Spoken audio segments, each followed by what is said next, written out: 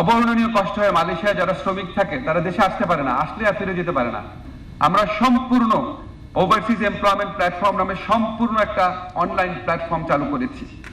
সমস্ত বিদেশি গমন প্রক্রিয়া 100% ডিজিটালাইজ করেছি। সারাক্ষণ শুধু প্রবাসী কর্মীদের দেখতাম, আমার কাছে খুব অদ্ভুত লাগতো, বিস্ময়কর লাগতো যে এইরকম মানে হত দরিদ্র একটা অবস্থা, একটা ভীত চকিত একটা চেহারা নিয়ে এয়ারপোর্টে ঘুরে বেড়াচ্ছে, একটা ব্যাগ হাতের মধ্যে একটা জিনিস পড়ে যাচ্ছে, বারবার ঢুকাচ্ছে, নিজের নিজের মানে কাপড় চোপড় সামলাতেও কারো কারো কষ্ট হচ্ছে। এই মানুষগুলা বাংলাদেশকে বাঁচিয়ে রেখেছে। এয়ারপোর্টে এসে কি অবর্ণনীয় অমানবিক তারা ব্যবহার পায়। সারাক্ষণ মনে হতো যে আমার যদি কখনো সুযোগ থাকতো হয়তো ওদের জন্য কিছু করতাম। আমি স্যারের কাছে খুবই কৃতজ্ঞ, স্যার আমাকে সেই সুযোগটা করে দিয়েছেন।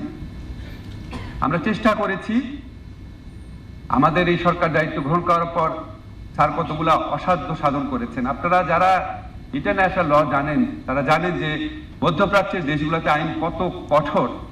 স্যার আসার পরপরই আমাদের সংযুক্ত আরব আমিরাতে এবং মধ্যপ্রাচ্যের অন্যান্য দেশে 212 জন যারা জুলাই গণ অভ্যুত্থানের জন্য নিজের জীবিকা, নিজের নিরাপত্তা সমস্ত কিছু তুচ্ছ করে আন্দোলনে এসেছিল, তারা চাকরিচ্যুত হয়েছিল, জেলে ছিল, হয়তো তারা এখনো জেলে থাকতো, হয়তো তারা আরো 5-10 বছর জেলে থাকতো। তার নিজে পার্সোনাল ইনিশিয়েটিভ নিয়ে তাদেরকে ছাড়িয়ে নিয়ে এসেছেন। এরপর আরো যারা 24 জন প্রবাসী বাংলাদেশি ছিল যাদের নিয়ে আমরা কিছুদিন আগে তাদেরকেও ক্ষমার আওতায় এনেছেন, স্যার পার্সোনালি চিঠি লিখেছেন।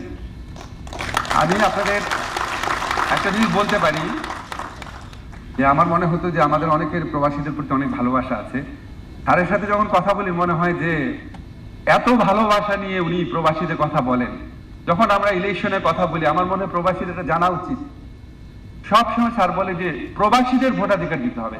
অনেক কথা অনেক সরকার বলছে, এটা দিতে হবে। এবং স্যার এইভাবে পারসিস্ট না করলে এটা হতো না। দেখেন কত সরকার কতভাবে চেষ্টা করেছে। আমাদের ইনশাআল্লাহ আমরা আশা করছি অন্তত 50 লক্ষ প্রবাসী ভোটার যারা নিবন্ধন করেছেন প্রথমবারের মতো ভোট দিতে পারবেন। আমি সবার কাছে মানে এই অত্যন্ত আনন্দের সাথে বলতে চাই যে প্রবাসীদের প্রতি গুরুত্ব দেওয়ার যে দৃষ্টিভঙ্গি সেটা আমরা যখন প্রতিফলন করে প্রথম ঢাকা এয়ারপোর্টে প্রথমবারের মতো, আমরা অনেক রুটিন কাজ করেছি সেগুলি বলতে চাই না, প্রথমবারের জন্য যখন প্রবাসী লাউঞ্জ করলাম স্যার শুনে খুশি হয়ে স্যার নিজে ওটা উদ্বোধন করেছেন। এটা ছোট জিনিস কিন্তু প্রবাসীরা খুব সম্মানিত বোধ করে যে এত সবার এত প্রিয় একজন মানুষ, জুলাই গণ অভ্যুত্থানের নেতারা যাকে অনেক অনুনয় বিনয় করে বাংলাদেশের দায়িত্ব নেওয়ার জন্য নিয়ে এসেছেন, উনি এতটা ফিল করেন প্রবাসীদের জন্য। তা আমরা আমাদের মানে রুটিন কাজের বাইরে প্রথমবারের মতো কিছু স্টেপ নিতে পেরেছি। অবশ্যই এগুলি যথেষ্ট না। সৌদি আরবের সাথে আমরা প্রথমবারের মতো বাংলাদেশ একটা আনুষ্ঠানিক চুক্তি করেছে। চুক্তি করার সাথে সাথে ওদের ইম্প্যাক্টটা বোঝা যায় না, কিন্তু এটা ভালো ইম্প্যাক্ট অবশ্যই আসবে। আমাদেরকে সৌদি মিনিস্টার আমাকে বলেছেন যে তোমাদের অনেক সরকার অনেক চেষ্টা করেছে, এটা হয় নাই। আমাদেরকে বাংলাদেশি মিশনের মানুষজন বলেছেন পাকিস্তান বা ইন্ডিয়ার সাথে এই ধরনের কোনো চুক্তি হয় নাই, বাংলাদেশের সাথে হয়েছে। আমরা যাওয়ার পর শুনতাম যে ওখানে আমার সাথে লুৎফে ভাই গিয়েছিলেন, অবর্ণনীয় কষ্ট হয় মালয়েশিয়ায় যারা শ্রমিক থাকে তারা দেশে আসতে পারে না, আসলে আর ফিরে যেতে পারে না, কারণ তাদের সিঙ্গেল এন্ট্রি ভিসা দেওয়া হতো। লুৎফে ভাই আমার সাথে ছিল, আমরা অনেক রিকোয়েস্ট করে এটাকে মাল্টিপল ভিসা করতে পেরেছি। প্রথমবারের মতো মাল্টিপল ভিসা হয়েছে। আমরা শুনতাম প্রবাসী কল্যাণ মন্ত্রণালয় যে আমি প্রবাসী অ্যাপসের মাধ্যমে শত শত হাজার হাজার কোটি টাকা প্রবাসীদের থেকে আদায় করা হতো যারা বিদেশে যাবেন কর্মীদের থেকে। অনেক ধরনের দুর্নীতি হতো, অনেক ধরনের হয়রানি হতো, সেটা বন্ধ করার জন্য প্রাণান্তকর চেষ্টা করেছি। আমাদেরকে IOM অনেক হেল্প করেছে এটার জন্য, ILO অনেক হেল্প করেছে এটার জন্য। আমরা সম্পূর্ণ ওভারসিজ এমপ্লয়মেন্ট প্ল্যাটফর্ম নামে সম্পূর্ণ একটা অনলাইন প্ল্যাটফর্ম চালু করেছি। সমস্ত বিদেশি গমন প্রক্রিয়া 100% ডিজিটালাইজ করেছি। এখন ডিজিটালাইজেশন করার কারণে দুর্নীতি হওয়ার, হয়রানি হওয়ার, ভোগান্তি হওয়ার সুযোগ অনেক কমেছে। তারপরও মেশিনের পিছনে তো মানুষ থাকে।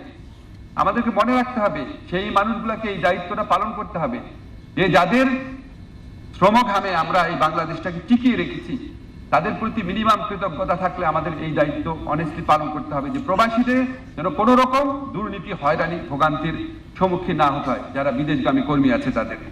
আমরা শ্রম বাজার সম্প্রসারণের জন্য স্যার সবসময় একটা জিনিস গুরুত্ব দিয়েছে, দক্ষ শ্রমিক পাঠানো। এখন একটু চাইলেই পাঠানো যায় না, চেষ্টা করতে হয়। স্যার নিজেই এই চেষ্টার সূচনা করেছেন। উনি আমাদের জাপানের ব্যাপারে অনেক পায়োনিয়ারিং একটা স্টেপস দিয়ে আমাদেরকে অনুপ্রাণিত করেছেন। আমরা একটা জাপান সেল গঠন করেছি, ডেডিকেটেড সেল। সেটার আন্ডারে যতগুলা সেন্ডিং অর্গানাইজেশন আছে, জাপানি ভাষা প্রশিক্ষণ ইনস্টিটিউট আছে, টিটিসি আছে, পরীক্ষা কেন্দ্রগুলো আছে, সবগুলোকে একক কাঠামোতে আনা হয়েছে। জাপানে আমাদের খুব বেশি কর্মী যায় না, কিন্তু তারপরেও এই বছর প্রথম 6 মাসে আমরা 6000-এর বেশি দক্ষ শ্রমিক পাঠিয়েছি। খুব কম নাম্বার, কিন্তু এটা গত যে কোনো বছরের তুলনায় কমপক্ষে দ্বিগুণ বেশি। এর আগের বছরের তুলনায় দ্বিগুণ বেশি। তারপরে আমরা নতুন নতুন এই ইটালির সাথে, দক্ষিণ কোরিয়ার সাথে তার নতুন চুক্তি করেছি। মোট 7টি চুক্তি স্বাক্ষরিত হয়েছে। আমরা বিভিন্ন আমাদের যে ট্রেনিং সেন্টারগুলোতে আছে অনেক ডাইভার্সিভ ট্রেনিং এর ব্যবস্থা করেছি।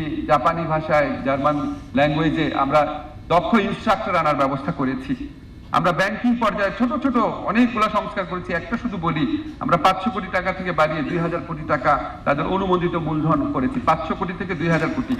সুদের হার 1% কমিয়েছি, শুনতে কম শোনায়, কিন্তু 1%ও অনেক বড় একটা ডিফারেন্স মেক করতে পারে যদি এটা ঠিক মতো ইউটিলাইজ করা যায়। আমরা প্রবাসীদের দেখেছি যে তারা অবর্ণনীয় বিভিন্ন আইনগত সমস্যায় ভোগে। আজকে আমাদের যে সৌদি প্রবাসী বোন যে ঘটনা আপনাদের বলে গেল, এরকম অনেক গল্প আমরা শুনি। আমরা তাদেরকে দেশে তো পুনর্বাসনের ব্যবস্থা করছি। এখানে আমি আবার IOM ILOর কথা বলবো, বিশেষ করে IOM এর কথা, যে আমাদেরকে হেল্প করছেন এই রেইজ প্রজেক্টের জন্য।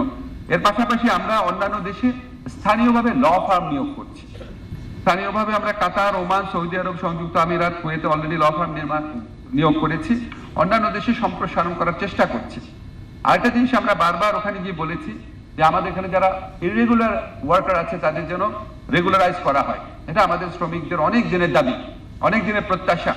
তা আমরা ইতিমধ্যে বাইল্যাটারাল দ্বিপাক্ষিক আলোচনার মাধ্যমে সৌদি আরব, জর্ডান, ইরাক এবং ওমানে অনিয়মিত যারা নারী শ্রমিক আছে তাদেরকে নিয়মিত করার ব্যবস্থা করেছি, কোনো রকম কম্পেনসেশন পানিশমেন্ট ছাড়া।